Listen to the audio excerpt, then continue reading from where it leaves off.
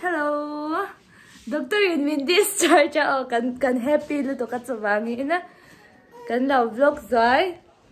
Nin no me de ji lang lao tlan chemek buk. Discharge dia khan dam chang chuang lawa ma se ina khanin renfrod nen ha kan ho anga. Di mian po happy lu to. Chuan in lama khan antibiotics kha kalanga. Chuan nebulizer hi bukang. Tiro, Damian. Uti mo chak to em. Với na kan ho anga ti chuan. Chu. Check up le kha chu adam chan chuan angai chuang lawa adam that lo chawin ani chu. Te hi chhuak ve the deu to. Nimin vela chan te kha nei lawa. Kan chuk te katla shil lawa. Kan happy lu to ka chuwang karon vlog zaya. Chung te kan phone nga miron shai turin kan tiang. Voin hi Sunday ni inga tingi bite. Nimin ka chu karon vlog man lawa. A chap chara voin chu to na hi dona mutchak klei lawa nya. At klei to lu to ka. Kan law ngai sakang. Ale kan ho hunat kan lang ni ang tiro bye bye kan in sia mga ho hunat kan law lang li ang bye bye kan ho me ka me na otorai ta nei me chune clip ani de zi law hoi ngam law me ta ni kyao auto rickshaw te hi vai ra ma lau chuan in ang wang kanya te ro muno ma til tu ani dei ji fel khala lam te ro a fel ta chau chu om la te ro se chi kwa kan lau te lam te ba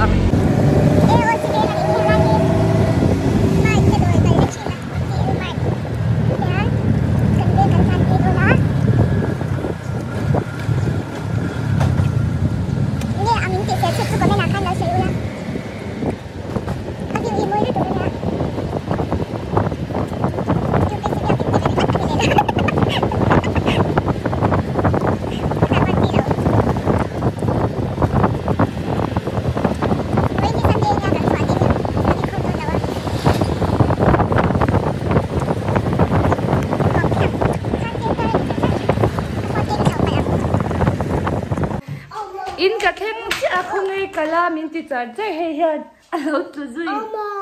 ya do ina kan omalong boi pui in kan theng cha na nào ama om lo ni khungai in mut tu bula mo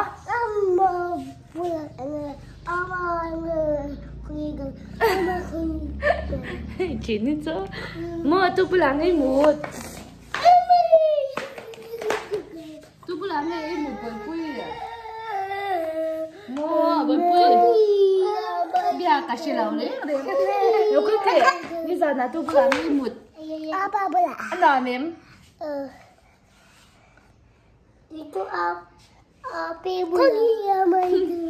tôi làm mấy một ra chân lại ăn chạy lên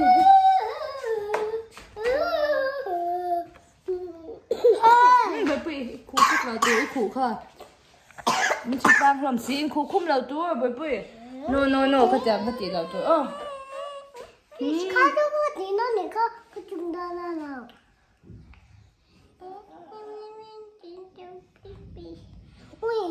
mà cái lâu ngay em mà nghe baby ngày rồi mà nghe baby ngày rồi baby là phim lệ tôi sợ chứ baby là ama dọc chết sợi thể bạc hạt chết ama nghe baby baby là ama bạc hạt chết sợi thể baby là ama ai thể là bạc hạt chết sợi thể ama nghe baby baby là ama bạc hạt chết sợi thể na nào baby là ama sợi này trai em nó có hai thể bên chúc bơi bơi nắng phun chúc ama chúc lo bồi bùi lấy làm hồi tuổi phụ đó nên good boy nè khá chúc mới chơi tụi mấy ngày rồi Ama là baby. bác khát cha soi thế Ama. ý Baby là ama. khá khổ không treo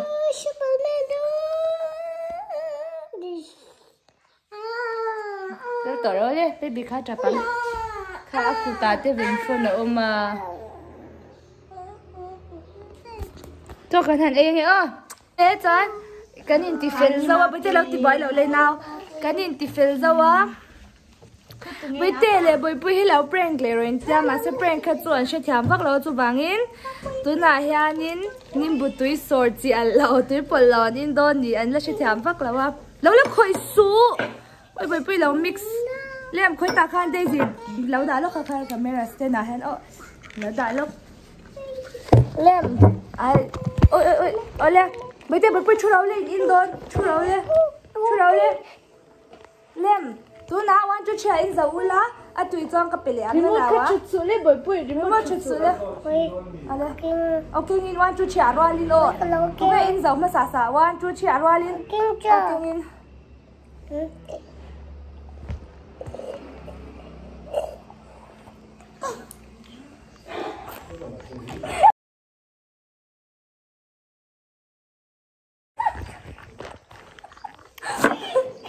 Thôi đó trời.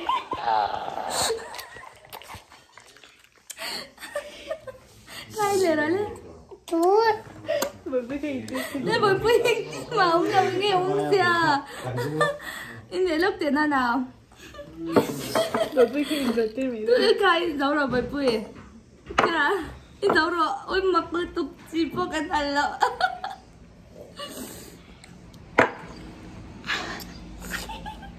Ya, chụp lâu đi,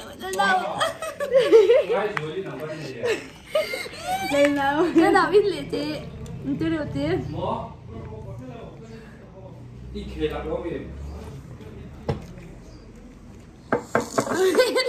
Đâu tiếc gần là tiếc, xin tôi là tiếc, tôi ta phải. Ngồi đó, khôngมีcái, biết cái khá lấy mua là tôi tắc tiếc.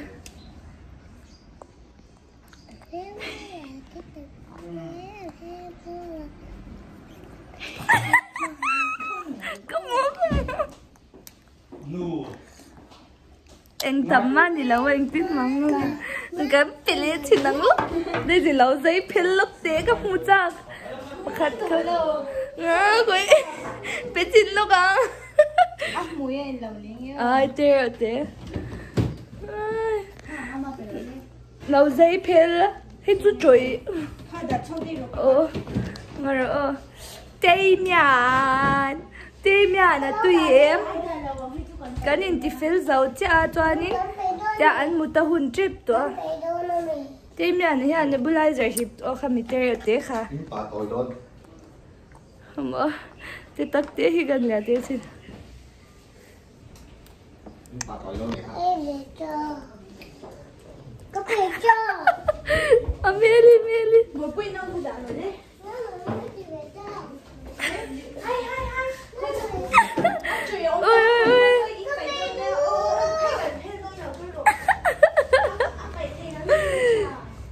Thôi em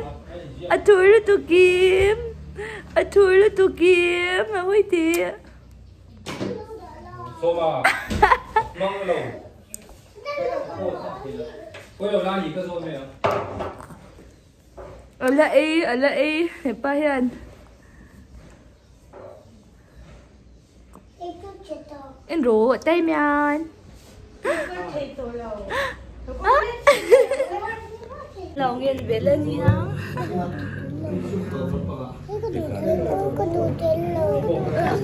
tôi khá lâu đủ về la hiện về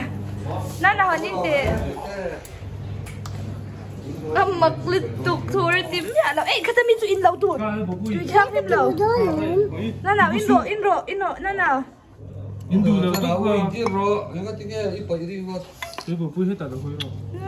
thế là nghe chú bồi bùi hi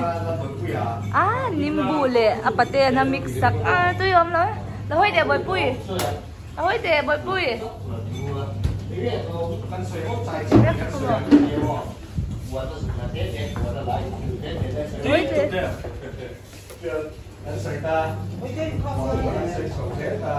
hoi để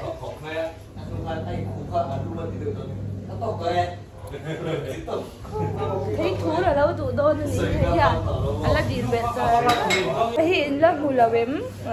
tôi mà phê lên nhà là bên rồi trong là phê sẽ tụ lên tôi mà nhà tôi mà chọc rồi đấy anh ấy thì lâu lút để rồi tôi mà lúc rồi tôi mà lút để tệ ta hết lâu cái tệ ta hết ta kabula lâu cái rồi hết ta kabula tôi mới hiện trong hiện civic thì rồi tôi mà muốn gần phía đồn pun akal son china tôi mà ta son vốn rồi nằm zo khang TV bula son hết ta hen vốn rồi tôi mà ta son TV bula son à phình xin ta han bộc lo ta thì tôi biết là sẽ làm cái gì chứ nên sao tôi cả ít đồ nào mấy rồi nó có chạy tôi mà tahan rồi tahan buộc lại đấy tahan buộc lại đấy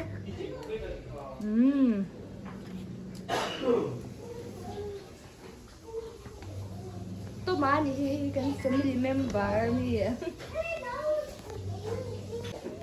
ai hit hello ấy mấy cái lâu thắc cái lâu lắc sọc vậy nghe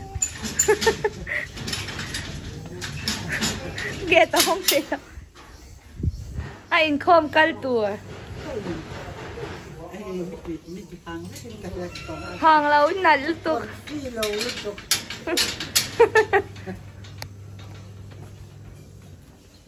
chi ôi ai bị mang ra lúc tục ôi lại to lên rồi cái con mình đây là sẽ có sumdawng phá đôi này đâu em đủ ôi cái bài rất không á cái cái bà nó không đây là cái mình phải làm sấy đòn nè hay cái thêm trả nữa rồi em ulang try em chỉ cho nên lâu trả về đủ đòn khan hay lâu bằng bi cái nhà tụi nó cắt trả hết đây tục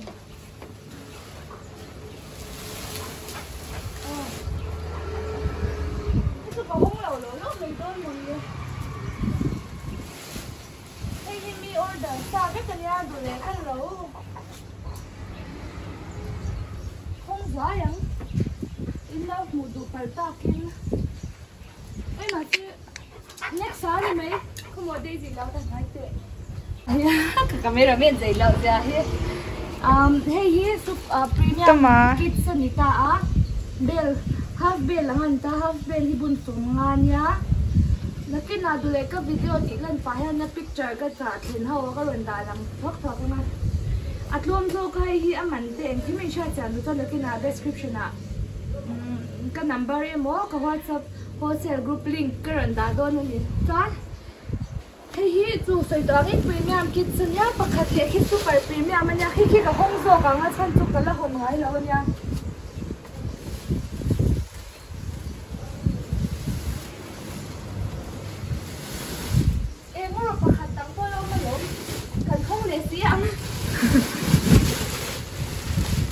premium thấu hay không ạ? Anh mà nên biết viết tổ vào nhưng cần không lẩu mấy em hả?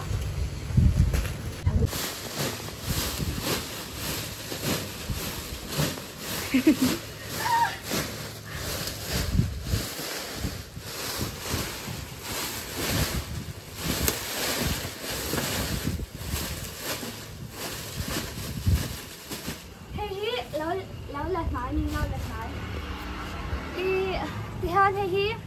cái mà nó có hồn tụ hisap cái tin nha mà xếp sốc sai bê là冲đuôi nằm cho những lau bị đôn nha hey em mà khởi đang làm lau ni đôn hey đi đas bên đất lăng cái cảnh nhiều vãi tan ôi hey đây dinosaur nào phải nên tụ đôn nó tụ hey thar thấy ngâm nó tụ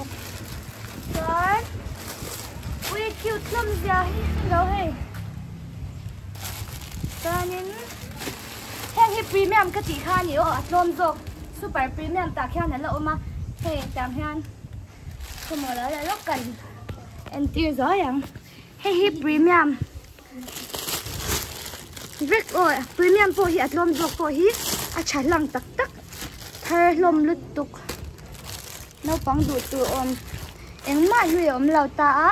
chuan avain ka tilang lo me yang a ha thak do na hey aya tau le shet hi la om don ani super premium karon hong le do anal lom ja hi en me ro branded thlang vek cha super premium hi karon hong le zo yang o ma super premium a infection ve lo ni hi super premium chu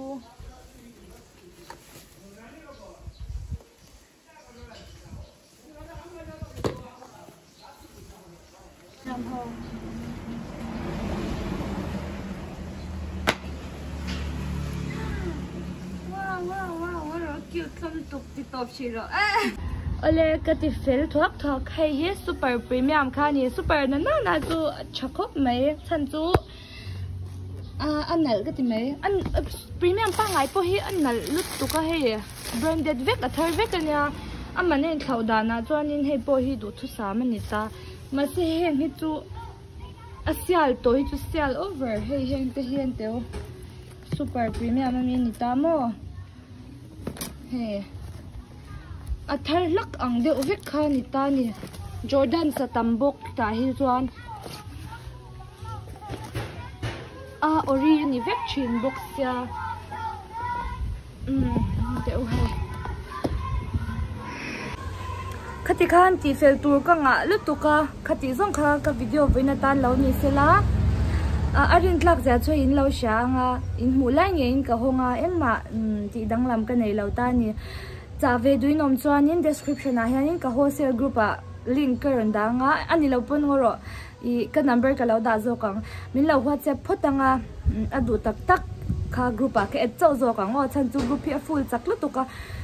cha ve du tak tak lo omin om china wangi min be ma support don ania o chuanin sei ka du chu second hand bel na chu athar lak angani theilawa chat thar lak ka ra hianin a lui ve deute a om chang om lo theilawa kha che khein lo sha tangai don ni chu tin ka cha to tlang pui hi a cha na ngai to in shal tau phu vek ani hloma tuna han cha mek ka nei boka ron thleng tur mek chuan hetilaya ka hon to sa hi la chhong duinom chuan min lo be bok ro o aman zat le angkim chu ka number ka tar lana kha na byak thei don ani chu ka video chu ka ti top shi photang voina tan chuan ti tur ka nga lu tu ka bye bye u